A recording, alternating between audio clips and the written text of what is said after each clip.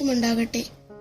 ഞാൻ Jonah Mary Maxin, Aluva saint John the Baptist CSI സഭാംഗമാണ്. ഇന്ന് നമ്മൾ ധ്യാനിക്കുവാനായി എടുത്തിരിക്കുന്ന വേദഭാഗം സങ്കീർത്തനങ്ങൾ 27 അധ്യായത്തിന്റെ 1 മുതൽ 6 വരെയുള്ള വാക്യങ്ങൾ.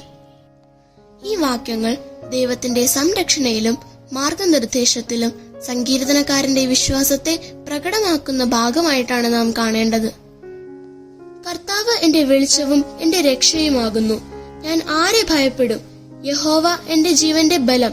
ഞാൻ ആരെ പേടിക്കും എന്ന് വായിച്ചു തുടങ്ങുമ്പോൾ തന്നെ നമ്മുടെ ഉള്ളിലെ ഭയപ്പാടുകൾ അപ്രത്യക്ഷമാകുന്നതും മനസ്സിന് ഏറെ ആശ്വാസം പകരുന്നതുമായ വാക്യമായി തന്നെ നമുക്ക് അനുഭവപ്പെടും. കർത്താവിന്റെ ഭവനത്തിൽ വസിപ്പാനും അവന്റെ മുഖം അന്വേഷിക്കാനുമുള്ള സങ്കീർത്തനക്കാരന്റെ ആഗ്രഹത്തെ ഉയർത്തിക്കാട്ടുന്ന വാക്യങ്ങൾ ഏറെ ശ്രേഷ്ഠകരമാണ്. ഈ വാക്യങ്ങളിലുടനീളം ദൈവത്തിന്റെ സാന്നിധ്യം അന്വേഷിക്കുക, കഷ്ടകാലത്ത് അവനിൽ അഭയം കണ്ടെത്തുക, അവന്റെ ശക്തിയിൽ ആശ്രയിക്കുക എന്നീ കാര്യങ്ങളും പ്രതിപാദിച്ചിരിക്കുന്നു. ഈ കാര്യങ്ങൾ ദൈവമായുള്ള ആഴമേറിയതും ഉയരമുള്ളതുമായ ബന്ധത്തെയാണ് ചൂണ്ടിക്കാണിക്കുന്നത്. വെല്ലുവിളികളെയും ശത്രുക്കളെയും സങ്കീർത്തനക്കാരൻ അംഗീകരിക്കുന്നു, എന്നാൽ വിശ്വാസത്തിൽ ഉറച്ചു നിൽക്കുകയും ചെയ്യുന്നു.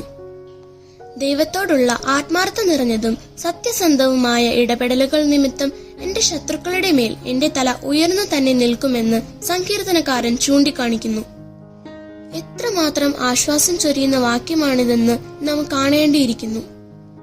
ഒരു സൈന്യം തന്നെ എന്റെ നേരെ പാളയമിറങ്ങിയാൽ പോലും എന്റെ ഹൃദയം ഭയപ്പെടുകയില്ല എന്നും എനിക്ക് യുദ്ധം നേരിടേണ്ടി വന്നാൽ ഒട്ടും തന്നെ ആശങ്കപ്പെടേണ്ടതില്ല എന്നുമുള്ള വാക്യങ്ങൾ ദൈവം നമ്മെ ധാരാളമായി കരുതുന്നു എന്നതിന്റെ തെളിവുകളാണ്.